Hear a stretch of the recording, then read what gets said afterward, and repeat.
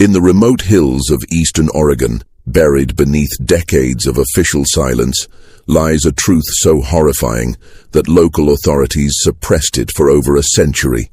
Between 1852 and 1888, more than 800 pioneers vanished along a 20-mile stretch of the Oregon Trail, not to disease, not to accidents, but to something far more sinister. The Sacred Heart Chapel, a modest wooden structure that promised salvation to dying travelers, was actually the epicenter of the most methodical mass murder scheme in American frontier history.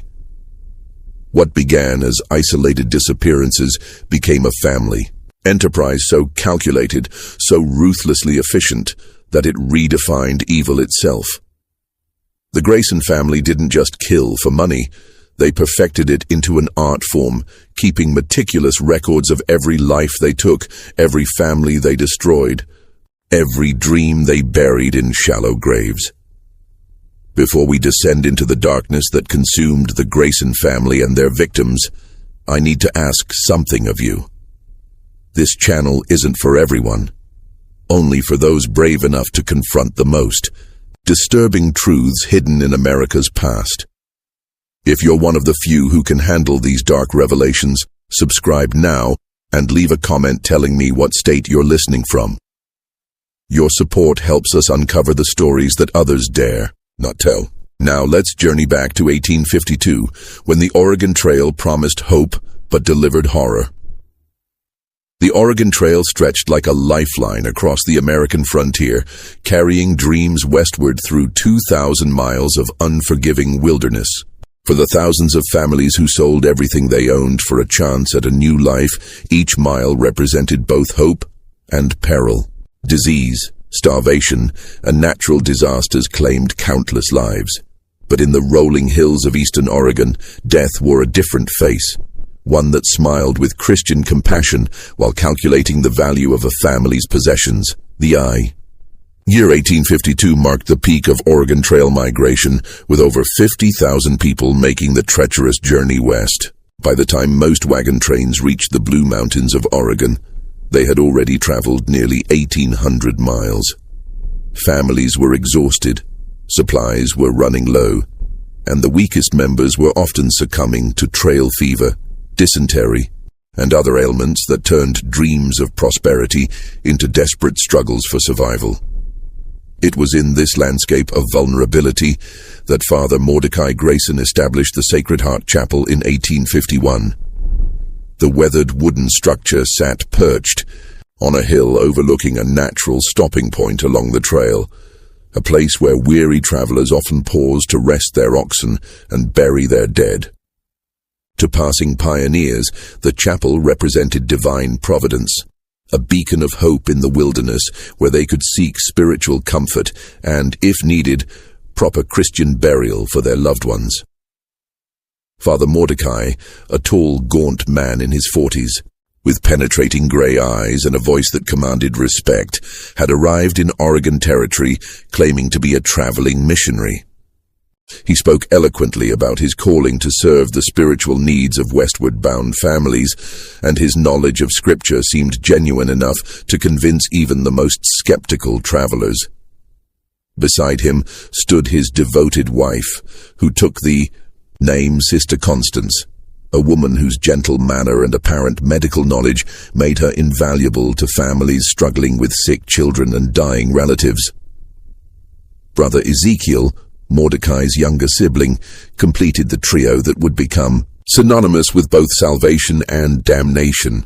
Where Mordecai possessed the commanding presence of a natural leader, Ezekiel was the practical one, skilled with his hands, knowledgeable about livestock, and always ready to help struggling families repair their wagons or tend to their animals.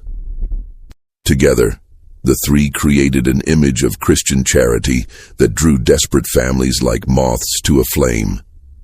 The chapel itself was modest but well-maintained, built from local timber with a small cemetery adjacent to the main building. Inside, rough-hewn pews faced a simple altar, adorned with a wooden cross that Mordecai claimed to have carved himself. The building's most distinctive feature was its unusually large basement, which the Graysons explained as necessary storage for supplies they kept on hand to help destitute travelers. The surrounding community was sparse, a few scattered homesteads, and a small trading post about 15 miles to the east. This isolation served the Graysons well, as it meant fewer witnesses to their activities and less chance of outside interference. Local settlers who had encountered the family generally spoke well of them, praising their generosity and Christian devotion. After all, who else would dedicate their lives to ministering to dying strangers in the middle of nowhere? What made the Graysons particularly effective was their understanding of the trail's brutal realities. They knew that by the time families reached their location, many would be dealing with serious illness, dwindling supplies, and the psychological exhaustion that came from months of hardship. They positioned themselves as the answer to these problems, not just spiritual guides, but practical helpers who could provide medical care, supplies, and even temporary shelter for families too weak to continue immediately. The denomination question never seemed to matter much to desperate families. Whether they were Methodist, Baptist, Presbyterian, or any other Protestant faith, the Graysons adapted their approach accordingly. Mordecai was well versed in various Protestant traditions and could quote scripture in whatever style best comforted his audience. This flexibility was crucial on the frontier, where denominational differences often took a back seat to simple survival. The first recorded disappearance occurred on September 23, 1852, though investigators would not piece together the timeline until decades later. The Morrison family, James, his pregnant wife Elizabeth, their 3 young children, and Elizabeth's elderly father, had been traveling with a wagon train that had dispersed after reaching the Oregon Territory. Like many families, they decided to push on alone toward their final destination, confident they could cover the remaining miles without the protection of a larger group. When the Morrisons' wagon developed a broken axle just 2 miles from the Sacred Heart Chapel, it seemed like divine intervention. James Morrison would later be quoted in territorial records as saying the chapel appeared like a gift from the Almighty when he spotted it from the ridge where his wagon had broken down. Brother Ezekiel, who seemed to have an uncanny ability to appear just when travelers needed help most, arrived at the broken wagon within hours of the accident. "Brother," Ezekiel said in the slow, measured cadence that would become his trademark, "the Lord has placed you near our humble chapel for a reason. Sister Constance has birthed many babies, and your Elizabeth looks ready to deliver any day now. Father Mordecai would consider it an honor to provide sanctuary while you repair your wagon and prepare for the blessed arrival." The Morrison family gratefully accepted the invitation, moving into the small cabin adjacent to the chapel that the Graysons maintained for exactly such purposes. For 3 days, everything seemed perfectly normal. Sister Constance tended to Elizabeth with gentle care. Brother Ezekiel helped James work on the wagon repairs, and Father Mordecai provided spiritual comfort to the anxious family.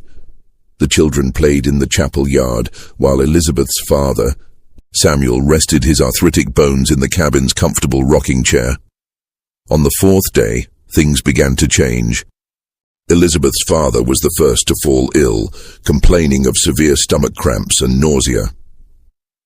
Sister Constance attributed it to trail sickness, a catch-all term for the various ailments that plagued travelers, and began administering what she called blessed remedies that she prepared from herbs and other ingredients kept in the chapel's basement.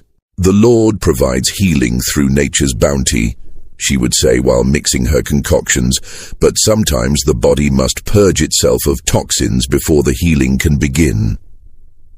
Within hours of taking Sister Constance's medicine, Samuel's condition worsened dramatically. His skin took on a grayish pallor, his breathing became labored, and he began experiencing violent episodes of vomiting and diarrhea. James Morrison, growing alarmed, asked if they should seek help from the trading post to the east, but Father Mordecai counseled patience. "Brother James, the preacher said, placing a reassuring hand on the younger man's shoulder.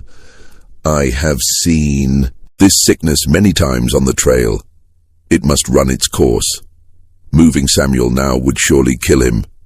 We must trust in the Lord's timing and Sister Constance's healing gifts." By the 6th day, young Tommy Morrison, age 7, began showing similar symptoms, then his sister Mary, age 5. Sister Constance worked tirelessly, preparing more remedies, administering what she called purifying treatments, and keeping vigil over the increasingly sick family members. To James and Elizabeth, still healthy but exhausted from caring for their loved ones, the woman seemed like a saint sent by God to help them through their trial.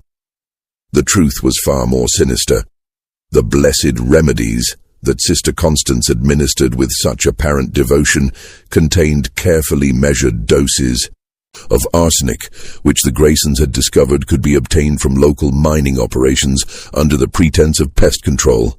The symptoms, the stomach cramps, nausea, skin discoloration, and eventual organ failure, perfectly mimicked those of various trail diseases, making the murders virtually undetectable to grieving family members who had already witnessed so much death and suffering during their journey west. Samuel Morrison died on the 7th day, followed by Tommy on the 9th and Mary on the 11th. Each death was accompanied by elaborate Christian rituals performed by Father Mordecai, who spoke movingly about the deceased joining their Heavenly Father and finding peace after their earthly suffering. The remaining family members, devastated by grief but grateful for the Graysons' spiritual support, never questioned the rapid succession of deaths. After all, entire families had been known to succumb to disease on the trail. What they didn't know was that each night, after the grieving survivors had exhausted themselves with weeping and prayer, Brother Ezekiel would systematically search through the family's possessions, making detailed inventories of everything of value. The Morrisons had been relatively prosperous back in Missouri, and their wagon contained fine furniture, quality tools, family heirlooms, and a substantial amount of gold coins that James had sewn into hidden pockets of his clothing. On the 12th day, James Morrison himself began experiencing the telltale symptoms. Elizabeth, now in the early stages of labor and terrified that she would lose her husband as well as her children and father, begged Sister Constance to do everything possible to save him. The woman's response would later be remembered as particularly chilling by those who eventually uncovered the truth. "My dear child," Sister Constance said, holding Elizabeth's trembling hands, "some illnesses are God's way of calling his children home. We must not question his wisdom, only trust in his mercy.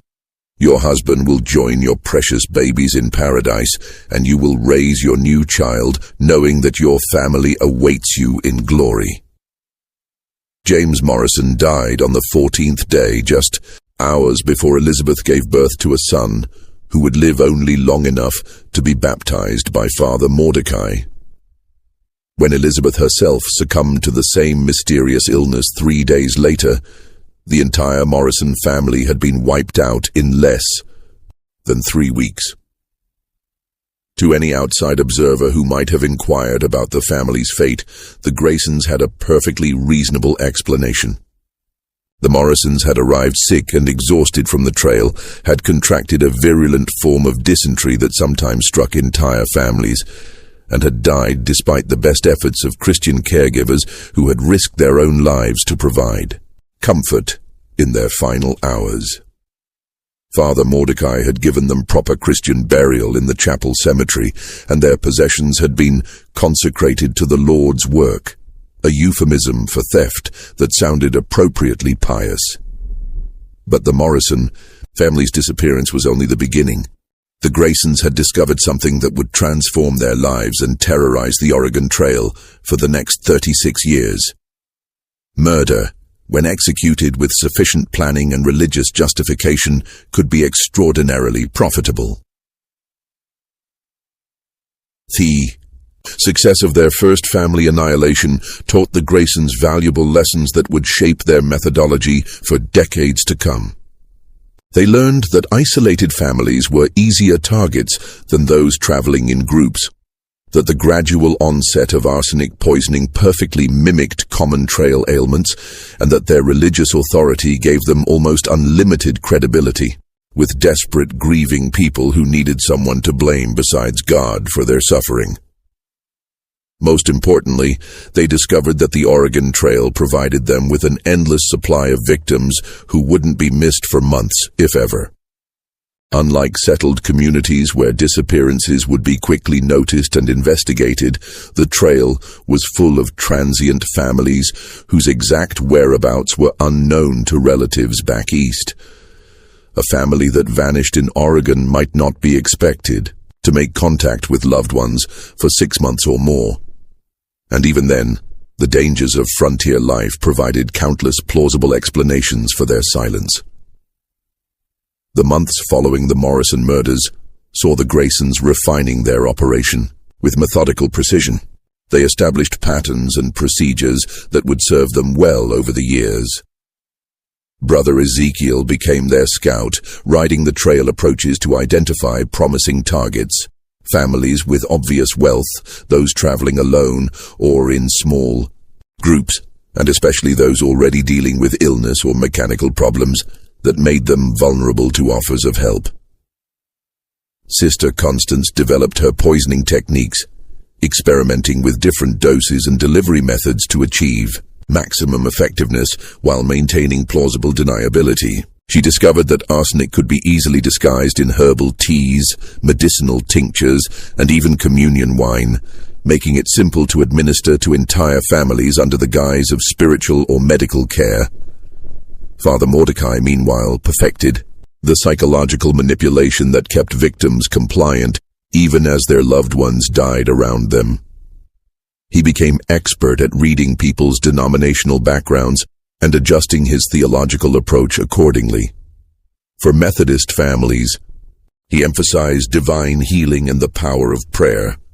For Presbyterians, he focused on predestination and God's ultimate plan. For Baptists, he stressed personal salvation and the promise of heavenly reunion. The chapel itself underwent subtle modifications to support their murderous enterprise. The basement was expanded and divided into sections, one area for storing victims' possessions, another for preparing arsenic solutions, and a third that served as a temporary morgue where bodies could be kept while the Graysons decided on disposal methods. They also dug a series of unmarked graves in a grove of trees behind the chapel, locations that would eventually hold the remains of hundreds of their victims. The winter of 1852-1853 provided the Graysons with valuable time to plan and prepare for the next year's killing season. They used the months when the trail was largely empty to sort through the Morrison family's possessions, deciding what to keep, what to sell, and what to hide. They also made their first contact with black market dealers in larger Oregon settlements, establishing relationships with men who asked no questions about the origins of the goods they purchased. Brother Ezekiel proved particularly adept at this aspect of their operation. His honest face and straightforward manner made him believable when he claimed to be selling possessions on behalf of families who had decided to return east or had died of natural causes.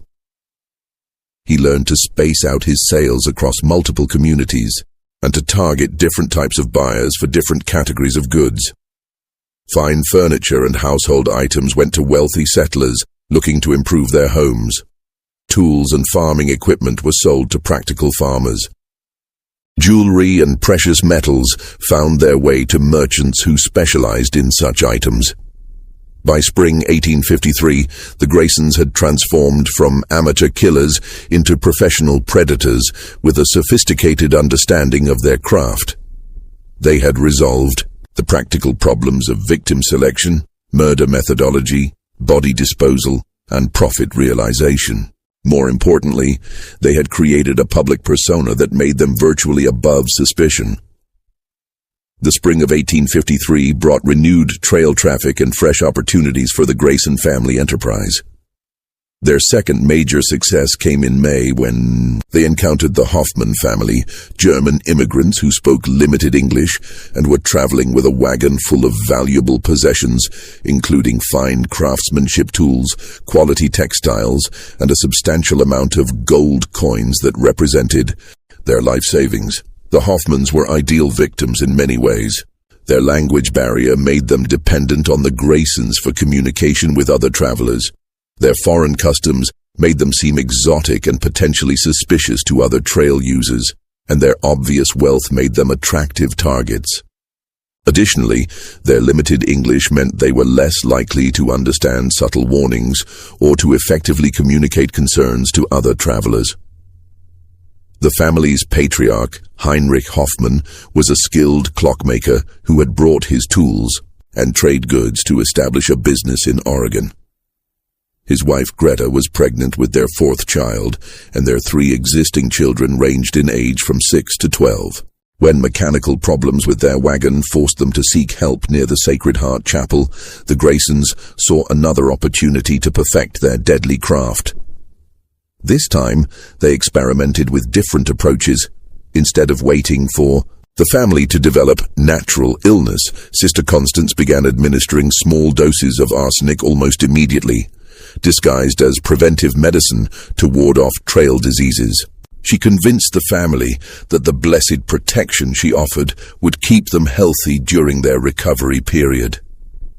"Mein Gott," Heinrich said in his broken English when Sister Constance first offered her medicine. "You are so kind to strangers.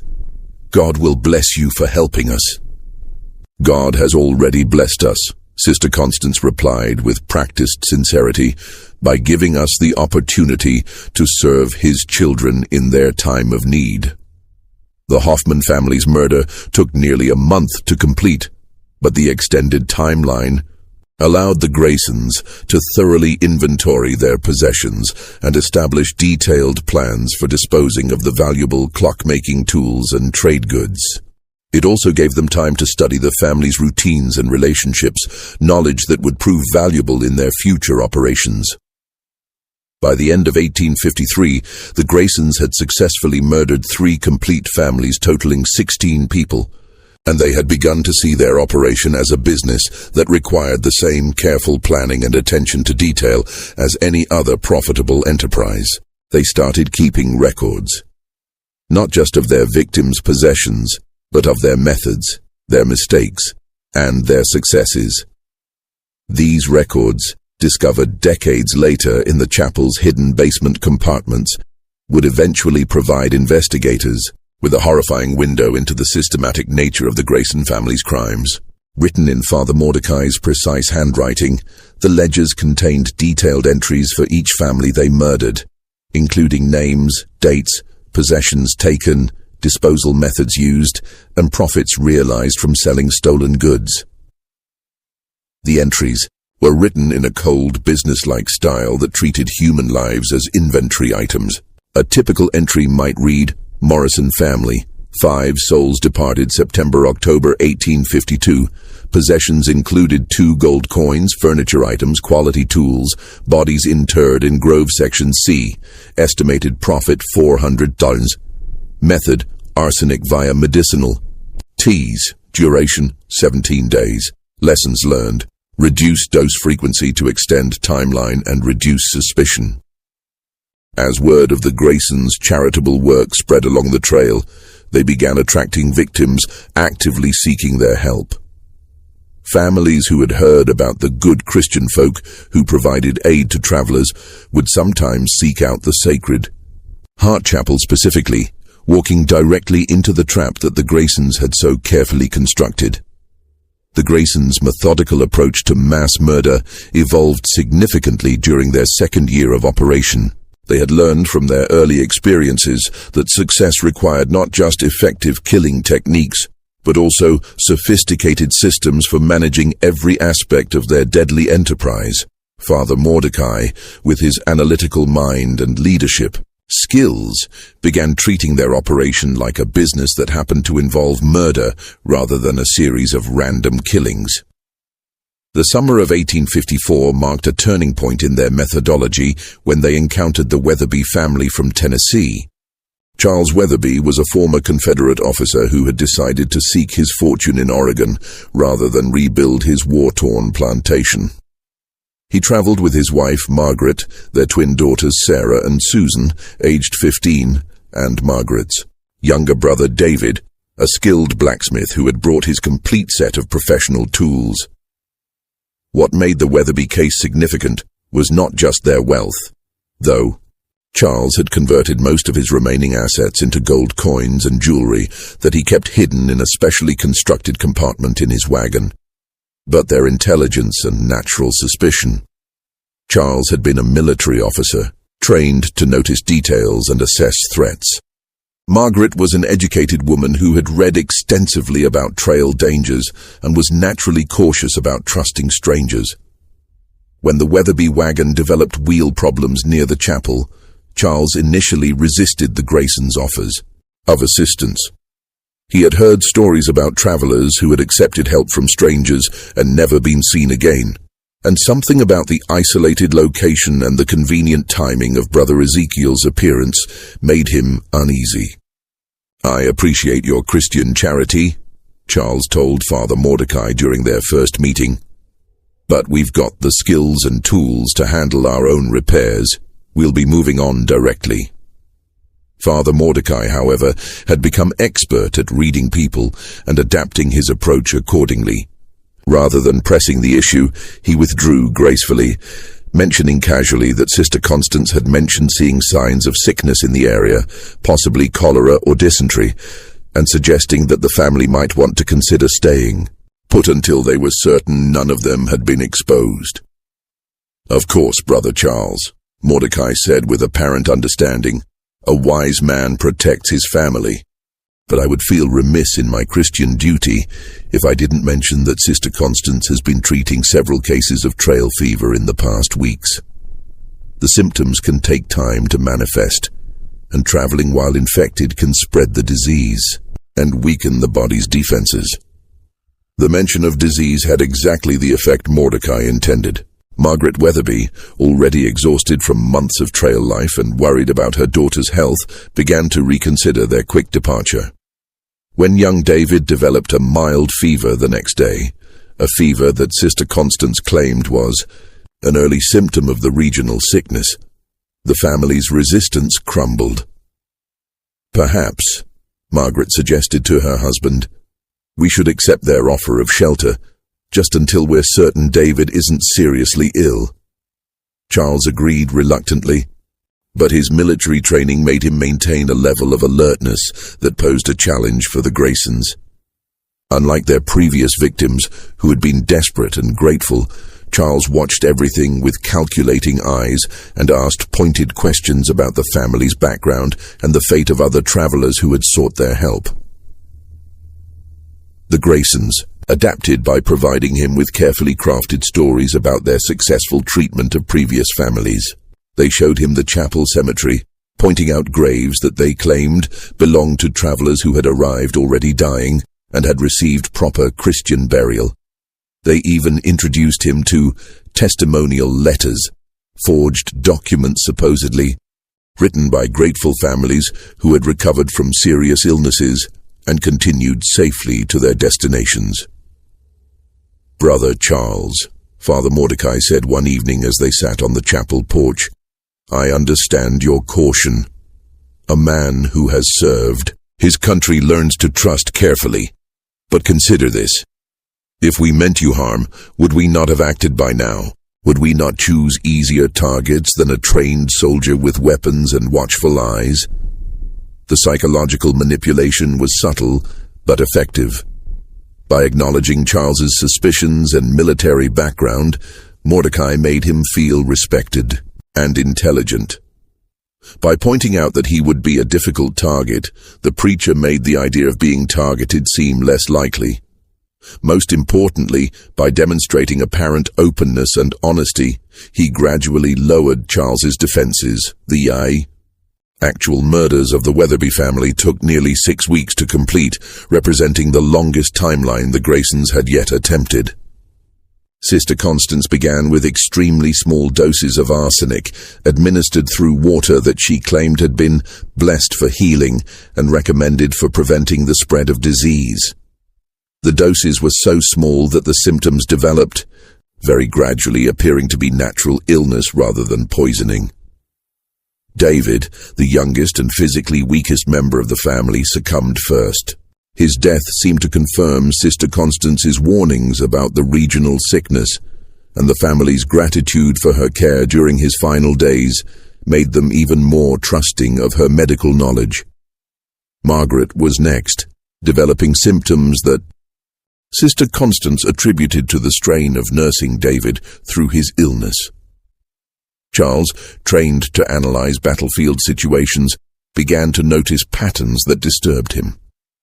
The fact that he and his daughters remained healthy while the others grew sick, the peculiar nature of the symptoms, and the Graysons' consistent presence during the worst moments of each family member's illness, all contributed to a growing sense of unease. His suspicions reached a crisis point when he discovered Brother Ezekiel examining the contents of his wagon late one night. When confronted, Ezekiel claimed he had been checking to ensure that their possessions were secure and that wild animals hadn't gotten into their supplies. The explanation was plausible, but Charles's instincts told him otherwise. "Margaret," he said to his dying wife the next morning, "I think we need to leave this place. Something isn't right here." But Margaret was too weak to travel, and moving her would likely have killed her. Charles found himself trapped between his growing suspicions and his love for his family. He couldn't abandon his dying wife, but he also couldn't shake the feeling that staying would doom them all. The resolution came when Charles made a discovery that confirmed his worst fears. While searching for medical supplies in the chapel basement, he stumbled upon a hidden compartment containing possessions that clearly belonged to other travelers. Items that were too personal and too valuable to have been willingly abandoned by their owners. Among the hidden possessions, he found a child's doll that showed signs of recent ownership, a pocket watch engraved with a name he didn't recognize, and most damning of all, a letter addressed to someone in Oregon City that bore a recent date but had obviously never been sent. The letter, written in a woman's handwriting, described arriving safely at a chapel and thanking God for the kindness of the Christian family who was caring for her sick children. Charles realized that he had discovered evidence of previous murders, and that his family was being systematically poisoned by the very people who claimed to be saving them. But his realization came too late. Margaret died that night, and he awoke the next morning feeling the familiar symptoms that had preceded each family member's death. What Charles didn't know was that the Graysons had been watching him carefully, had noticed his growing suspicions, and had decided to accelerate his poisoning before he could act on his concerns. Father Mordecai had slipped a massive dose of arsenic into Charles's evening meal, ensuring that the former soldier would be too weak to pose a threat. As Charles lay dying, his twin daughters at his bedside, he made a desperate attempt to warn them about the Graysons' true nature. But his words were dismissed as the ramblings of a fevered mind, and the girls continued to trust the people who were slowly murdering them. The Weatherby case taught the Graysons several important lessons. First, that intelligent, suspicious victims required more sophisticated manipulation techniques. Second, that extending the murder timeline, while riskier, actually made their crimes more believable and profitable. Third, that they needed better methods for detecting and managing victims who became suspicious of their activities. Most importantly, the case demonstrated that even trained, intelligent people could be successfully deceived and murdered if the right psychological techniques were applied with sufficient patience and skill. This realization gave the Graysons confidence to target increasingly wealthy and prominent families, knowing that their methods could overcome even the most careful and suspicious travelers. The discovery of evidence from previous murders in the chapel basement also led to improvements in their evidence disposal procedures. They began burning personal items that could identify victims, melting down jewelry and precious metals to eliminate identifying marks, and creating more sophisticated hiding places for possessions that they intended to keep or sell later. By the end of 1854, the Graysons had murdered 23 people in 7 families, and their operation had become a sophisticated criminal enterprise that generated substantial profits while maintaining complete secrecy. They had also begun to see themselves not as criminals, but as instruments of divine will who were rewarded for their service by being allowed to prosper from their victims' possessions. The year 1855 marked a crucial turning point in the Graysons' murderous career when they encountered their first major challenge: the survival of an intended victim who had witnessed enough to expose their entire operation. The incident began, routinely enough, with the arrival of the Patterson family from Ohio, but it would end with the Graysons facing the terrifying possibility of discovery and the need to make desperate choices about their future. Thomas Patterson was a successful merchant who had liquidated his Ohio business to pursue opportunities in Oregon's growing economy. He traveled with his wife Emily, their 4 children aged 8 to 16, and Emily's sister Catherine, an unmarried woman in her 30s who served as the family's teacher and caregiver. What made the Patterson family particularly attractive to the Graysons was not just their obvious wealth. Thomas had converted his business assets into easily transportable gold and banknotes, but also their apparent respectability and the likelihood that their disappearance would eventually be noticed by business associates in both Ohio and Oregon.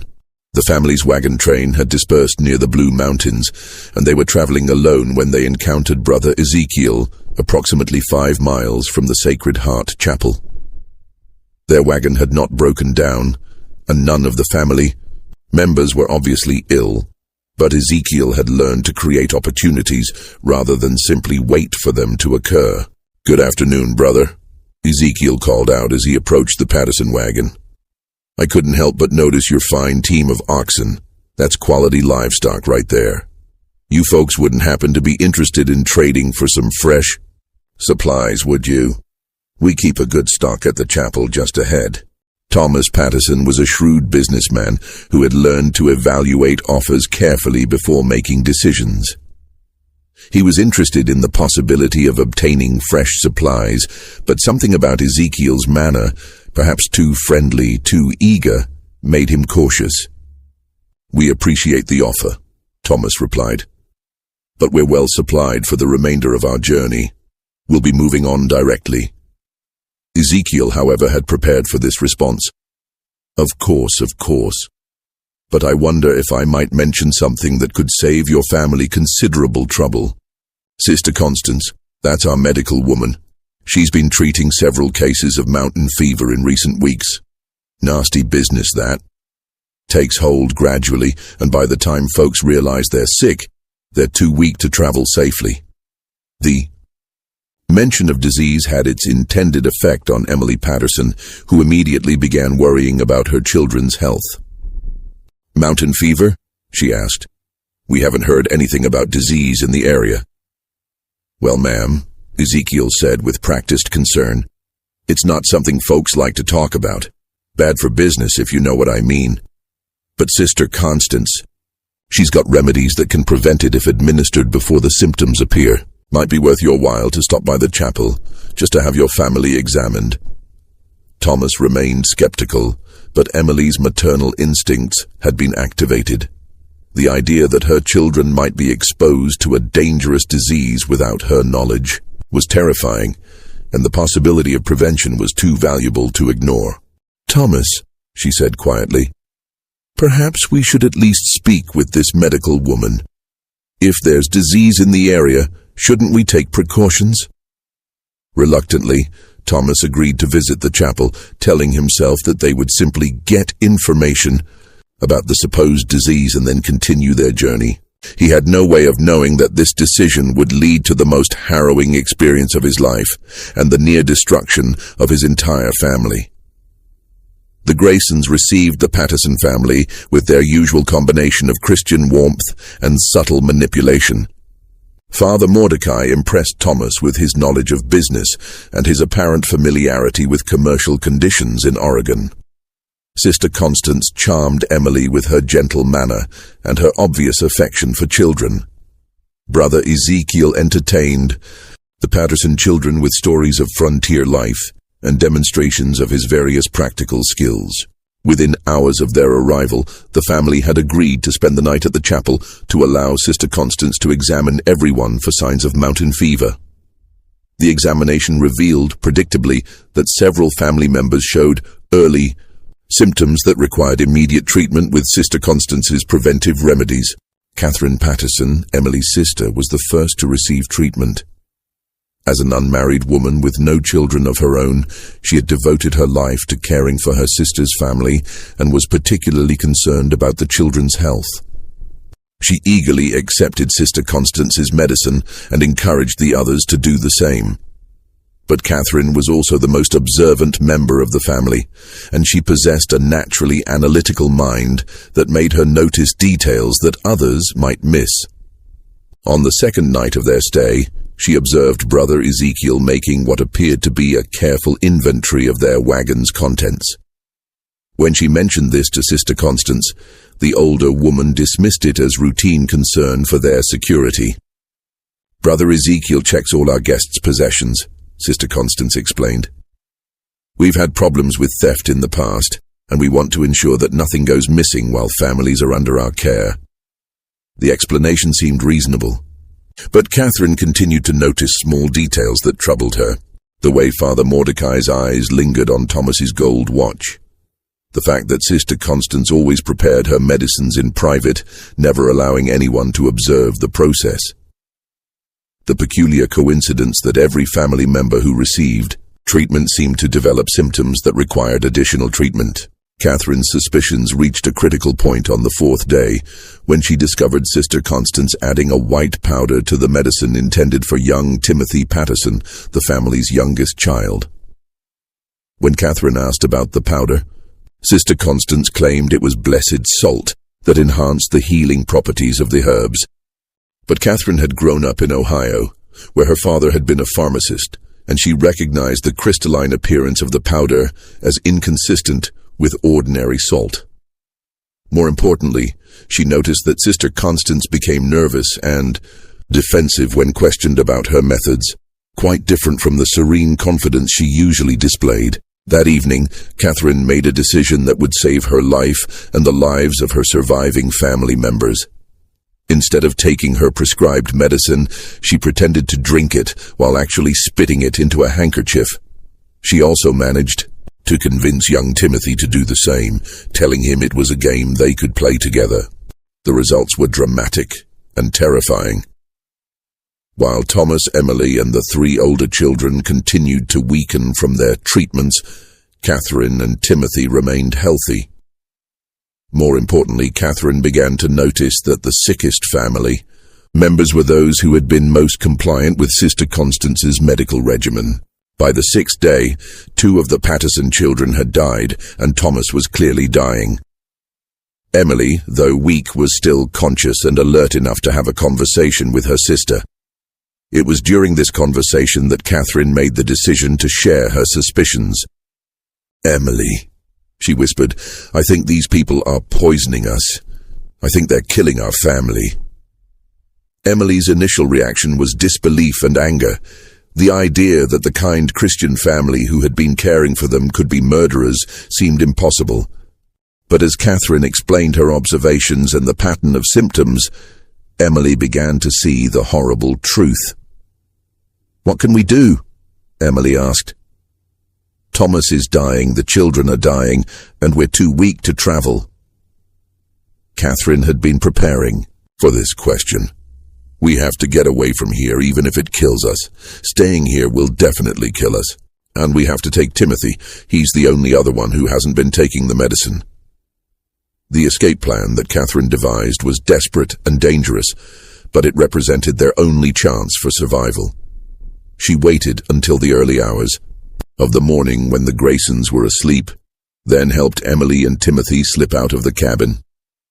Thomas was too weak to move, and the older children were unconscious, but Catherine made the agonizing decision to leave them behind rather than risk the lives of those who might still be saved. The three survivors made their way to the family wagon, where Catherine had hidden some of their gold and essential supplies. But as they were preparing to leave, they heard footsteps approaching from the chapel. Father Mordecai, apparently alerted by some sound, was coming to investigate. "Quick," Catherine whispered. "Hide in the wagon bed under the canvas. Don't make a sound no matter what happens." Father Mordecai found Catherine standing beside the wagon, and his reaction confirmed her worst fears. Instead of showing concern for a family member who might be sleepwalking or confused by illness, his expression was cold and calculating. "Sister Catherine," he said quietly, "you should be resting. The mountain fever can cause confusion and poor judgment." "I couldn't sleep," Catherine replied, trying to keep her voice steady. "I was worried about Thomas and the children." Mordecai studied her for a long moment, and Catherine realized that he was evaluating whether she had discovered their secret. The tension stretched between them like a taut wire, each waiting for the other to reveal their intentions. "Perhaps," Mordecai said finally, "Sister Constance should prepare a stronger remedy for you, something to help you rest more peacefully." Catherine understood that he was proposing to kill her immediately, rather than wait for the gradual poisoning to take effect. "That's very thoughtful," she said, "but I think I'll try to sleep naturally first." "I'm afraid I must insist," Mordecai replied, and his hand moved to something concealed beneath his coat. What happened next would haunt Catherine Patterson for the rest of her life. As Mordecai stepped toward her, apparently intending to force her back to the cabin, Emily Patterson emerged from behind the wagon. Despite her weakness from the poison, she had managed to arm herself with Thomas's pistol. "Step away from my sister," Emily said, her voice weak but determined. Mordecai turned toward this new threat, and in that moment of distraction, Catherine grabbed a heavy iron tool from the wagon and struck him in the head. The blow wasn't fatal, but it stunned him long enough for the two women and the child to begin their desperate escape. The wagon pulled away from the Sacred Heart Chapel just as Brother Ezekiel emerged from the main building, alerted by the commotion. The last thing Catherine saw as they fled was Ezekiel running toward the cabin where the rest of their family lay dying, probably to finish what the poison had started. The escape journey was a nightmare of fear, exhaustion, and grief. Emily, weakened by weeks of poisoning, could barely remain conscious, leaving Catherine to drive the wagon while caring for Timothy and watching for pursuit. They had no clear idea where they were going, only the desperate knowledge that they had to reach help before the Graysons could catch them or the poison could claim Emily's life.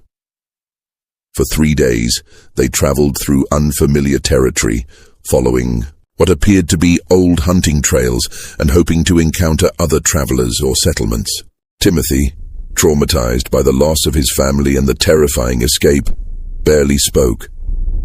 Emily drifted in and out of consciousness, sometimes calling for her dead children and husband. On the 4th day, they encountered a military patrol from Fort Dalles, soldiers who were investigating reports of Indian activity in the area. Catherine's story of murder and poisoning at the Sacred Heart Chapel was so extraordinary that the patrol leader initially assumed she was delirious from illness or trauma. But Catherine had brought evidence with her, a vial of Sister Constance's medicine that she had saved, samples of the white powder she had seen being added to the treatments, and several items from their wagon that she had observed Brother Ezekiel examining suspiciously. Most importantly, she had Emily as a witness.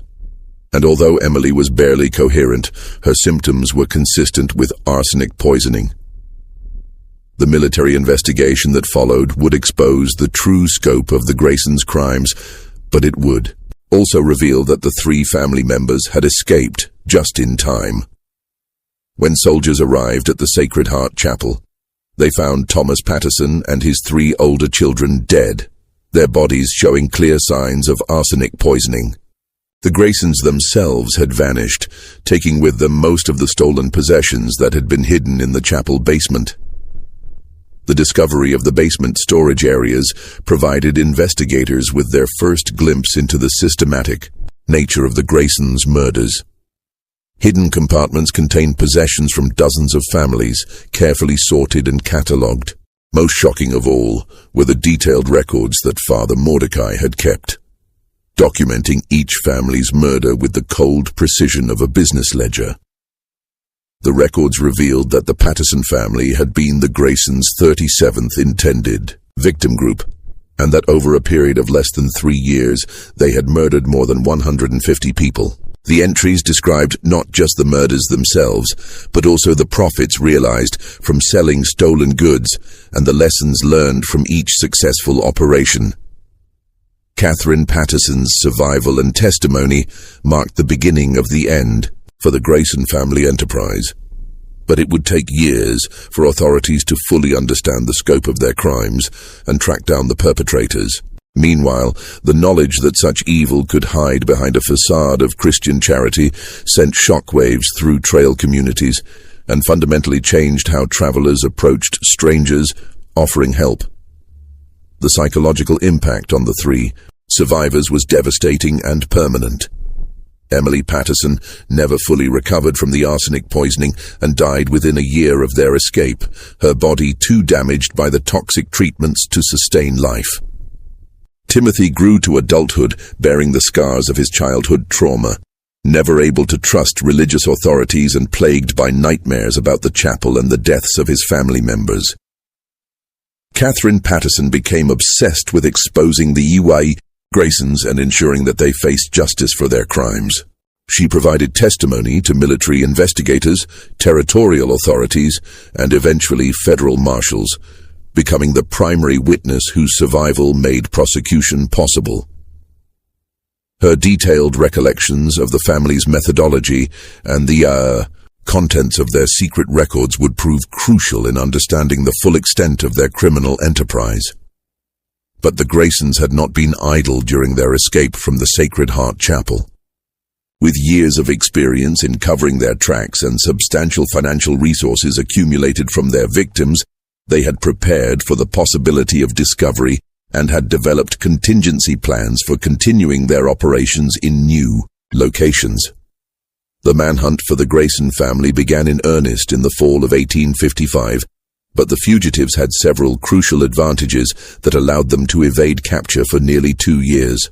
They possessed detailed knowledge of remote areas throughout Oregon Territory, substantial financial resources from their years of murder and theft, and most importantly, the ability to create new identities and establish themselves in communities where their past was unknown. Federal Marshal William Hendricks, assigned to lead the investigation, faced challenges unlike any he had previously encountered. The Graysons were not ordinary criminals who had committed a single crime and fled. They were organized killers who had operated successfully for years by exploiting the trust and vulnerability of their victims. Their religious facade had been so convincing that many people who had encountered them refused to believe they were capable of murder. "These aren't desperate men who killed in a moment of passion," Marshal Hendricks wrote in his official report. "These are calculating predators who turned murder into a business enterprise. They understand how to manipulate people's faith and charity for evil purposes, and they have the resources and intelligence to reinvent themselves whenever necessary." The breakthrough in the investigation came in the spring of 1857, when authorities in California reported suspicious activities at a remote mission station near the Oregon-California border. The mission of Divine Mercy had appeared suddenly in a location that provided access to multiple wagon train routes, and travelers who stopped there for help were reportedly disappearing under mysterious circumstances. The mission was operated by a man calling himself Father Benedict Morrison and his 2 assistants, Sister Mary Morrison and Brother Thomas Morrison. To casual observers, they appeared to be a dedicated religious family, providing charitable services to travelers in need. But Marshal Hendricks recognized the operational pattern from Catherine Patterson's testimony and the evidence found at the Sacred Heart Chapel.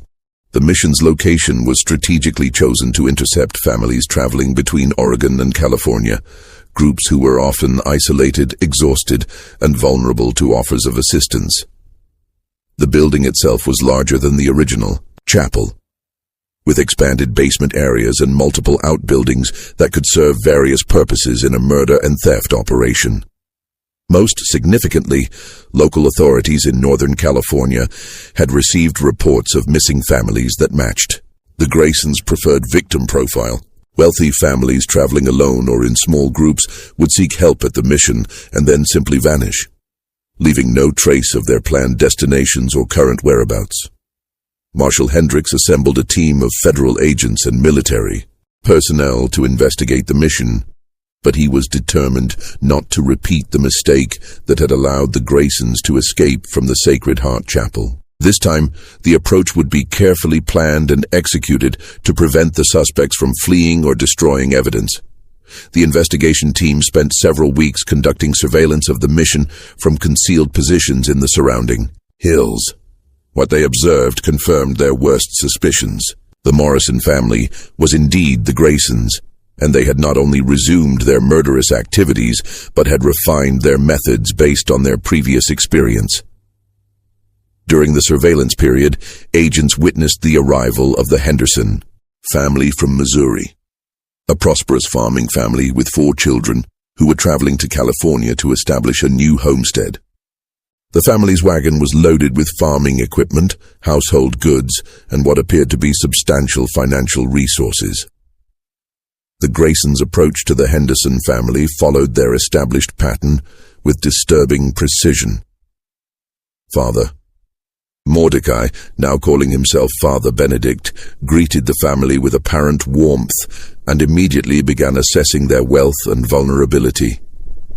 Sister Constance, using the name Sister Mary, quickly identified which family members might be most susceptible to her medical treatment. Brother Ezekiel, now Brother Thomas, began evaluating their possessions and transportation. But the surveillance team also observed new elements in the Graysons' operation that demonstrated how their methods had evolved. They had recruited several accomplices, local men who posed as legitimate traders and scouts, but who actually served as lookouts and assistants in the murder process. They had also developed more sophisticated techniques for disposing of bodies and concealing evidence. Most chilling of all, the agents observed the Graysons testing different approaches to family annihilation. Rather than relying solely on gradual arsenic poisoning, they experimented with faster-acting methods that could eliminate entire families within days rather than weeks.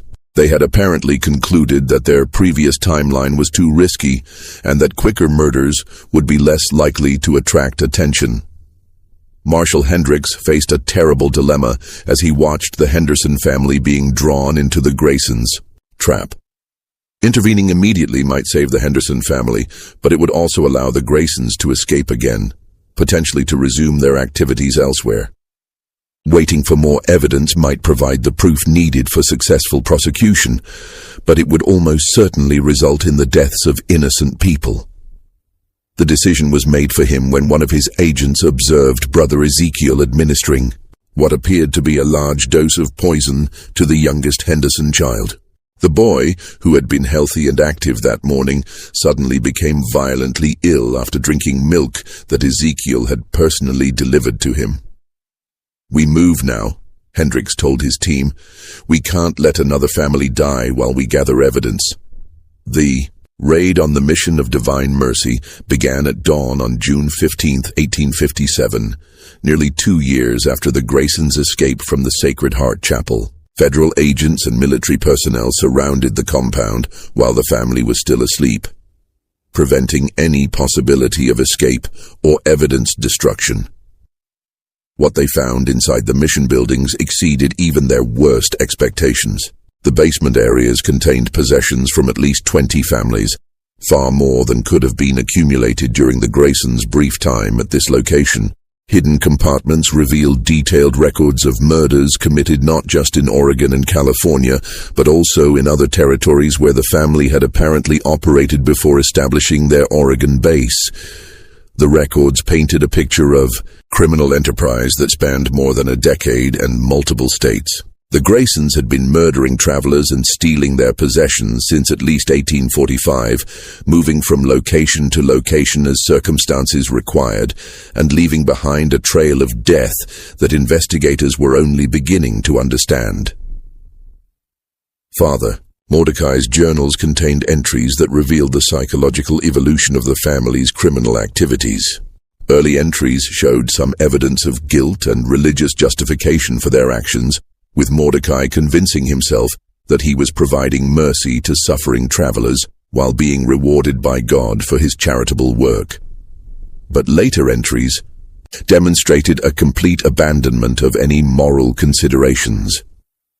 The murders were described purely in terms of profit and efficiency, with detailed analysis of which methods produced the best results and which types of victims offered the greatest rewards. The journals read like the business records of a particularly successful enterprise, with human lives reduced to inventory items and murder treated as a routine operational procedure. Most disturbing of all were the entries describing the family's future plans. Mordecai had been developing schemes for expanding their operation to include multiple locations, with different family members running separate murder sites along various travel routes. He had also been experimenting with ways to kill larger groups of people simultaneously, apparently motivated by the inefficiency of murdering families one by one. The capture of the Henderson family in the early stages of poisoning allowed investigators to save their lives and obtain first-hand testimony about the Graysons' methods. James Henderson, the family patriarch, provided detailed accounts of how the family had been manipulated and how the poisoning process had been disguised as medical treatment. They seemed like angels sent by God, Henderson told investigators. Sister Mary was so gentle with our children, so knowledgeable about treating sickness. Father Benedict spoke with such authority about Scripture and God's will. If someone had told me they were murderers, I would have called them crazy. The psychological manipulation techniques that the Graysons employed were sophisticated enough to deceive intelligent, educated people who had been specifically warned about the dangers of trusting strangers on the trail. Their religious authority, combined with their apparent medical knowledge and genuine charitable actions, created a facade that was nearly impossible to penetrate until it was too late. Sister Constance, when finally questioned by authorities, showed no remorse for her role in the murders. Instead, she expressed anger at being prevented from completing her medical treatments, and insisted that the families they had killed were better off dead than continuing to suffer from trail diseases. Those people were dying anyway, she told Marshal Hendricks during her interrogation. We gave them comfort in their final days and ensured that their possessions went to support God's work rather than being wasted. We provided mercy that they wouldn't have received otherwise. Brother Ezekiel maintained his silence throughout the interrogation process, refusing to provide any information about their activities or express any opinion about their crimes. His behavior suggested that he viewed himself as a faithful follower who had simply obeyed orders without questioning their moral implications. Father Mordecai, however, displayed a completely different personality when confronted with evidence of his crimes.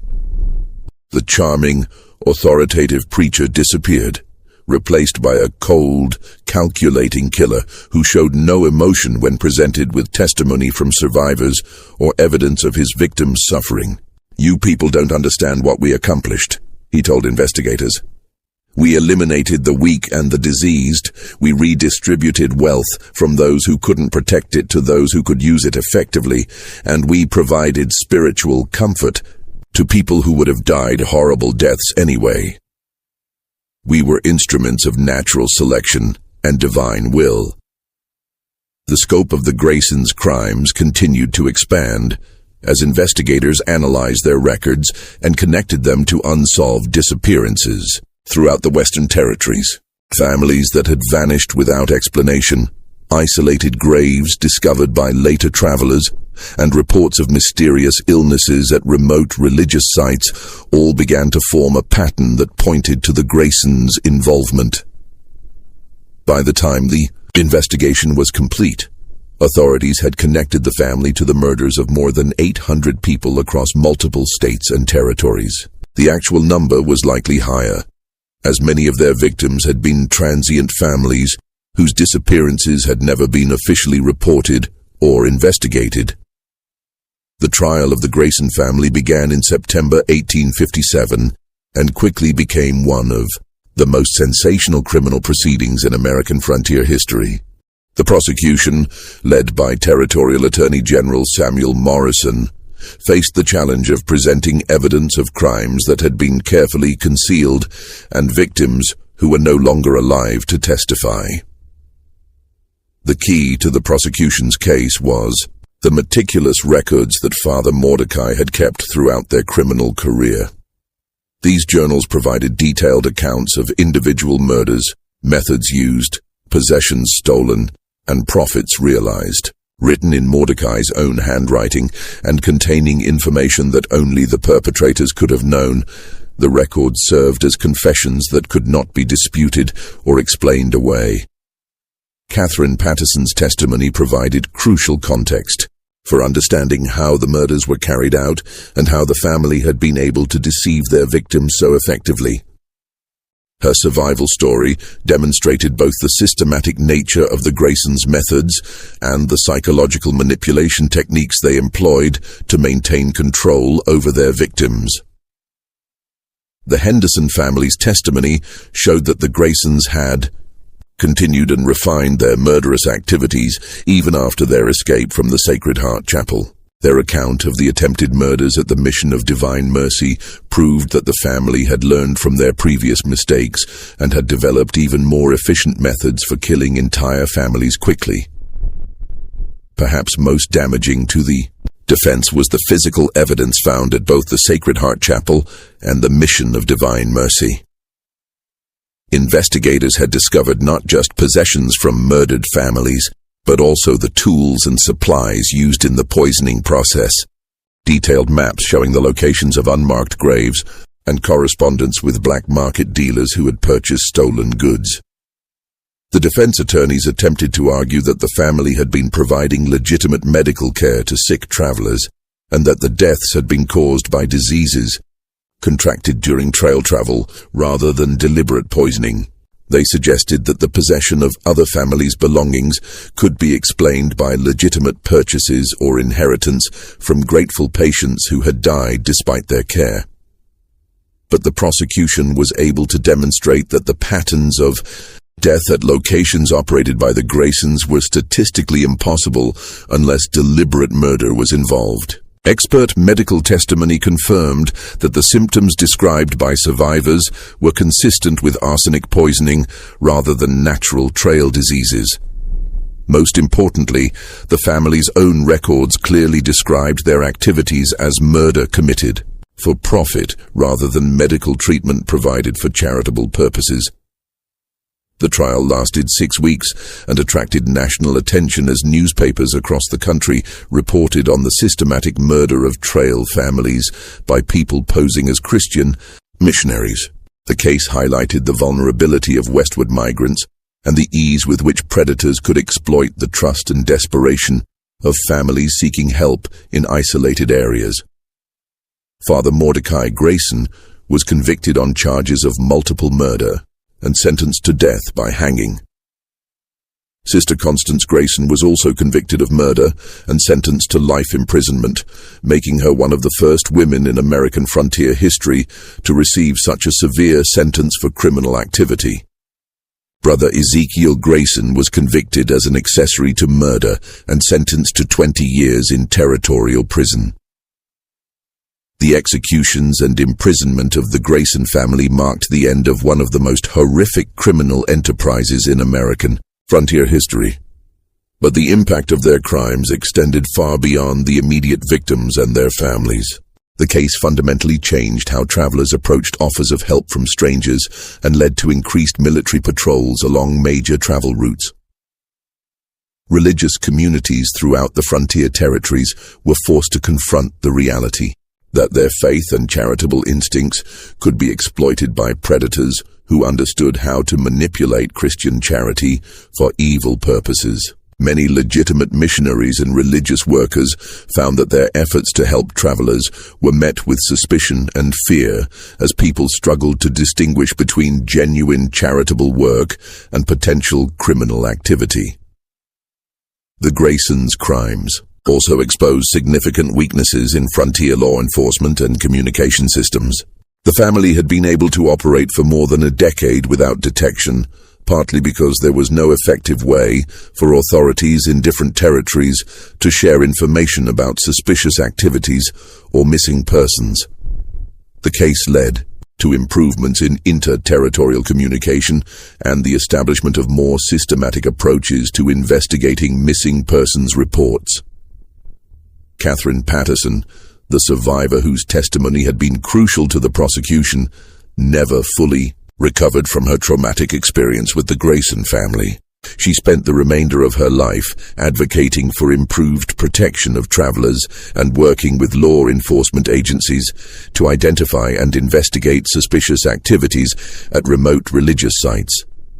Her nephew Timothy, the young boy who had survived the family's attempted murder, grew to adulthood bearing psychological scars that affected his entire life. He never married, never had children of his own, and spent his adult years working as a frontier guide, helping other families avoid the dangers that had destroyed his own family.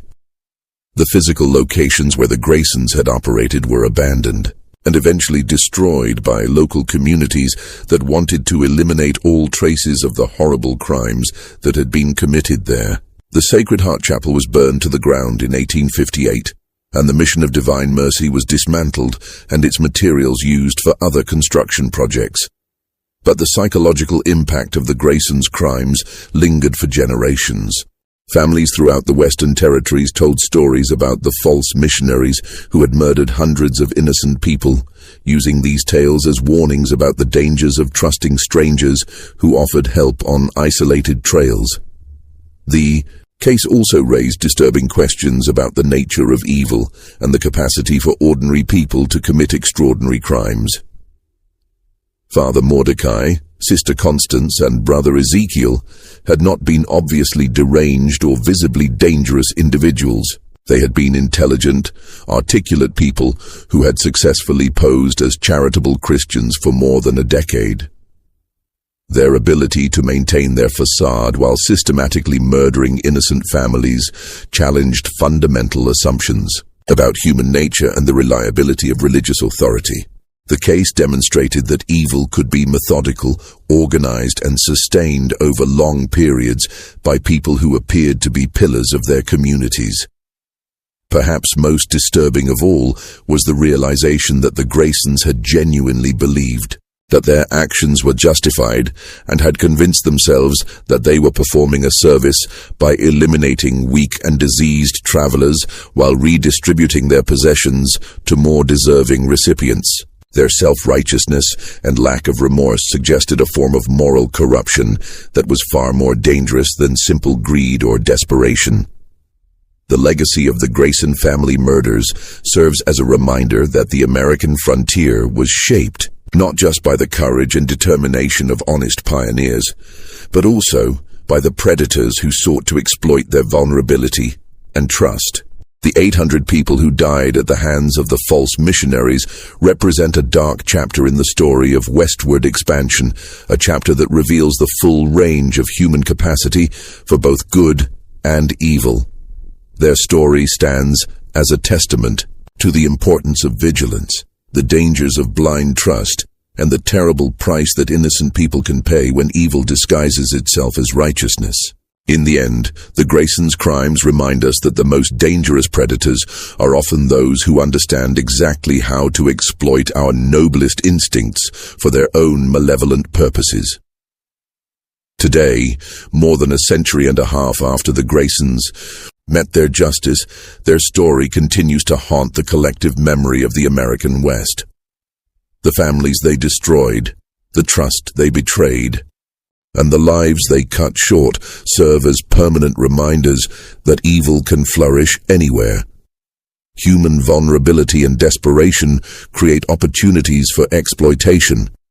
The courage of survivors like Catherine Patterson, who risked everything to expose the truth and seek justice for the dead, provides a counterpoint to the darkness of the Graysons' legacy.